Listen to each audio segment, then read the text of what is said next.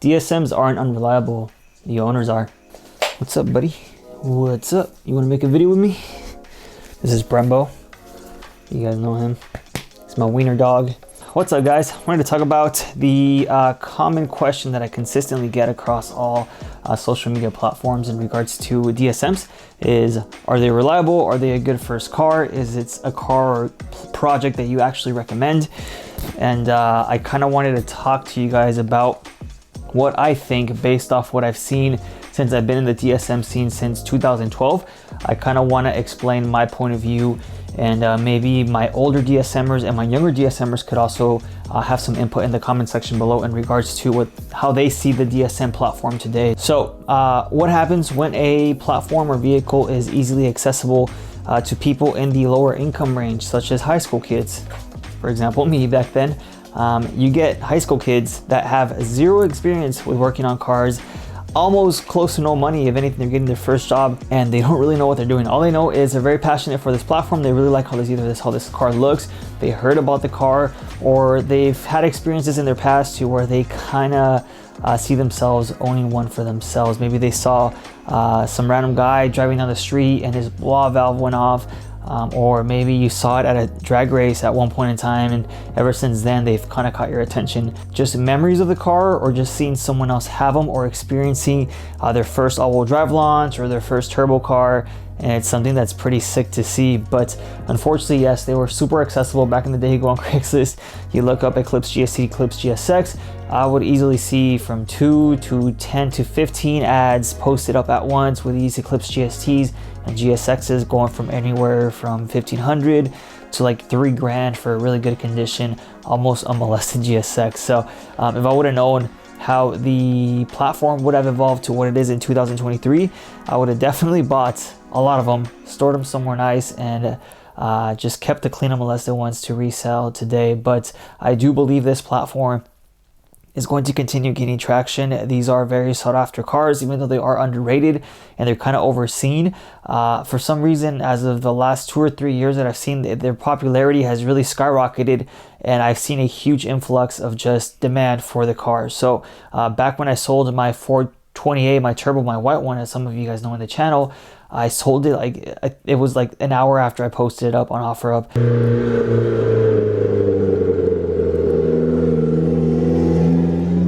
You go on Craigslist, which I don't think is really around anymore. I think you have to pay now, but back then you could post up a car for sale for free, and there wasn't really any apps like Facebook Marketplace or OfferUp where you could post up your cars now, right? So you would post up your ad on Craigslist. From what I've seen, I see them range now for anywhere from 8 to 25,000 depending on condition.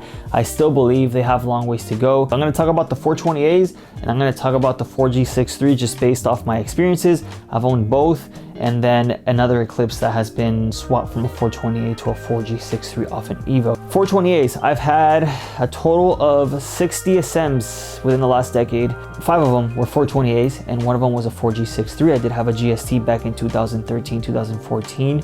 It was really sick because it was blue, it wasn't an OEM color. But the car did give me a lot of issues. For the most part, my silver 428, which is the car I have now that is Evo swapped with an Evo 4G63, that car initially started its life as a 420A. It was my first car, and I daily drove it for a good 3 or 4 years until I decided that I wanted to Evo swap it. So it never gave me any major issues at all. I think it overheated on me once because of the thermostats, the radiator, and it was always very small things, right? Like it never had any major issues. I never did the timing belt on it. I simply just couldn't afford it. All I was doing to that car at that moment is I had gotten my first job, and I was basically spending all my paychecks on that car with like eBay parts. So I remember buying eBay Megan lowering springs that lower the car around like 2.5 inches. I bought the Megan racing strut bars. I painted my calipers red with spray paint. I plasti dipped my OEM wheels black, and then I went gold, which is kind of how I got the color theme that I have going on now. I kind of kept it to the original look, but you do have to realize that the type of person that ends up getting it contributes a lot to how the DSM is going to end up living the rest of its life. And just my overall perspective with a 420A, I do consider it a much more reliable option versus the 4G63. And this is because a lot of the owners didn't want the 420A. You wanted the turbo model with the 4G63 because that was the fast one. Therefore, the 420As didn't receive as much abuse. And of course, when you don't have forced induction, the car by default should become more reliable because there's less components that could break, especially under pressure. Unfortunately, I did have very bad luck with a white 420, as some of you guys know from the channel. It was basically my daily for around 2 years. It was automatic. It was a 420A. The transmission started slipping on me, and it just happens. I had 160,000 miles at the time. Transmission started slipping. Me and my boys basically ended up manual swapping it initially, and then for some reason, like, the first motor just went like the week after. So I was just like, screw it, I'm gonna swap the motors, I'm gonna boost it, and I ended up boosting the little 420A. I think the worst possible situation happened with that car because I literally went through like 5 or 6 different 420A motors on that car, and I eventually just got rid of it, which is, it was a crazy journey because it was a very stressful moment in my life because I was trying to get this car going and it kept failing as soon as we got it running again. So that's one thing I could tell you is if you're buying used parts for these cars, don't expect them to be in perfect operating potential because it's very likely that the car that it came off of has either been abused, it just doesn't work, or there's some sort of issue that's going on. So all these 420A motors that I ended up getting and just ended up being bad for some reason, it would have been just smarter of me to just basically do an OEM rebuild on the car and then properly boost the car. And me trying to go the cheap alternative way and kind of risking it for the biscuit, which didn't end up in good terms, is I had to go through a bunch of motors just to find the right one. And even after I finished that car, I just simply had no trust for it. I was just like, no, it's just a matter of time before this motor goes bad too. And I think we kind of program ourselves to think that DSMs are unreliable based off our past expectations. And till this day, whenever I drive my silver Eclipse, which is completely swapped, every bolt and nut has been touched in that car, I still do feel a little bit nervous because I don't know if it's going to make it. As of lately, it has been really good to me. I've driven the car, I want to say like once or twice a month within the last 3 or so months. And for the most part, the car just sits. I do believe it's a weekend car, something that you can take out every once in a while, or just a project car that you could just kind of build from the ground up for your own enjoyment. But it's not a daily driven, it's not something I would recommend to daily drive. I actually even feel scared to daily drive. The red DSM that I actually just bought, I bought a little 420A, super clean, pretty much unmolested. I was just like, wait, like, is this even a smart thing for me to do just based off my past experience with that 420A, the white one? And I kind of just decided to, you know what, like, I'd much rather keep my current daily, which is the Toyota Camry, which is a very reliable car. And I decided to kind of just, I would much rather just sell off the car instead of dealing it. And I haven't even given the car a chance, like, properly. And so far, all the times I've driven it, it's driven perfectly.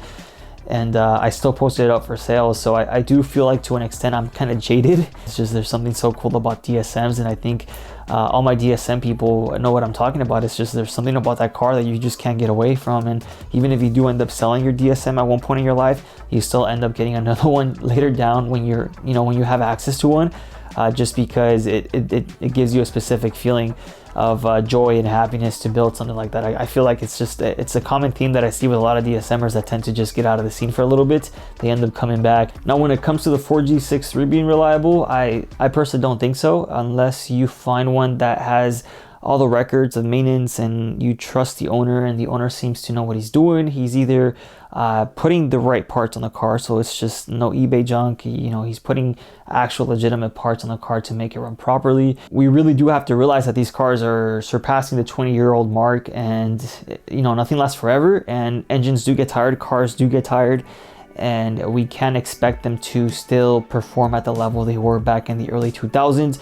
Back in the day, from what I've heard with those owners, is they were the thing back in the day. Like, you take them to the street races and they were smoking everything left and right with like a fuel pump and boost controllers. So it's pretty insane to the hype that these cars built up for themselves back in the day. And I feel like it's getting a little bit harder nowadays to kind of keep that going, just because a lot of these cars on the street that are still here, they have some sort of issue, and that's just because they were easily accessible and just people didn't know how to modify them properly. And you really have to ask yourself, like, what type of owner are you? Like, are you the 18-year-old that just got out of high school, got his first job, doesn't know anything about cars, and is just trying to modify their car to the best of their knowledge and ability? Or are you the older, more mature owner that kind of has access to more funds as far as being able to put into the car with actual quality parts? It's just the chance of survival for you know, the more mature owner in their DSM is much higher. And that's just because they're doing the right things, and it's just something that comes with time, something that comes with going through a couple cars in your lifetime to realize like what it really does take to have a DSM build for the long term. And I think you can visually see this with myself if we use me as an example. The 17-year-old Miguel that went through a bunch of different stages with his Mitsubishi Eclipse to what it is now is completely different, and that only came with time, experience, getting involved and truly dedicating myself to a very specific platform such as the DSM. I kind of immersed myself into, you know, the 4G63, the 420A, the possibilities of each chassis, the differences between everything, and just using my resources and knowledge to the best of my ability to basically come up with this version of my car versus to what it was when I was 17, right? So it just takes experience, it takes time. If you're a new DSMer, honestly, props to you, because it's not an easy platform to start on, but it is something that will give you a lot of fulfillment and happiness, especially once you undergo a very meaningful project. I do believe that you do tend to bond better with your car, especially over time. The more you work on it and the more you get to drive it, it's just something very special between man and machine, in my opinion. And of course, I would love to hear your guys' input in the comment section below. My credentials are just basically the past decade of being around DSMs on a consistent basis. I'm open to hearing it. You can disagree with me, you can agree with me, and if you guys like these kind of videos, let me know. I could easily make these all the time. Anyways, I'll go ahead and end the video here. Make sure you watch the building a Mitsubishi Eclipse in 18 minutes, and I'll see you on the next video.